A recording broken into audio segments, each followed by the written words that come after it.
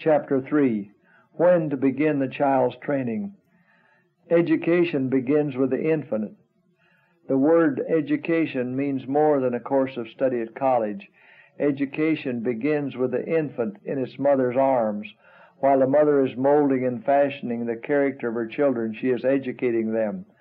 Parents send their children to school, and when they have done this, they think they have educated them. But education is a matter of greater breadth than many realize. It comprises the whole process by which the child is instructed from babyhood to childhood, from childhood to youth, and from youth to manhood. As soon as a child is capable of forming an idea, his education should begin. Start when the mind is most impressible. The work of education and training should commence with the babyhood of the child, for then the mind is the most impressible and the lessons given are remembered. Children should virtually be trained in a home school from the cradle to maturity, and as in the case of any well-regulated school, the teachers themselves gain important knowledge. The mother especially, who is the principal teacher in the home, should there learn the most valuable lessons of her life. It is a parent's duty to speak right words. Day by day, parents should learn in the school of Christ lessons from one that loves them. Then the story of God's everlasting love will be repeated in the home school to the tender children.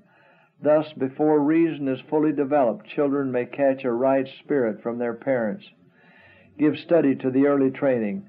The early training of children is a subject that all should carefully study. We need to make the education of our children a business, for their salvation depends largely upon the education given them in childhood. Parents and guardians must themselves maintain purity of heart and life if they desire their children to be pure.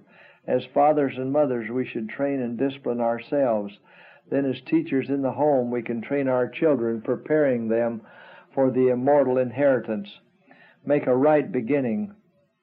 Your children are God's property, bought with a price. Be very particular, O fathers and mothers, to treat them in a Christ-like manner. The youth should be carefully and judiciously trained, for the wrong habits formed in childhood and youth often cling to the entire life experience. May God help us to see the necessity of beginning right. Importance of training the first child. The first child especially should be trained with great care, for he will educate the rest. Children grow according to the influence of those who surround them.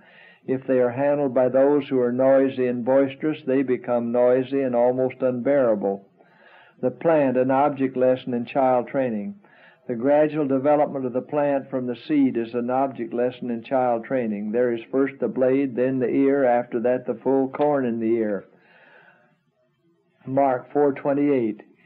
He who gave this parable created the tiny seed, gave it its vital properties, and ordained the laws that govern its growth.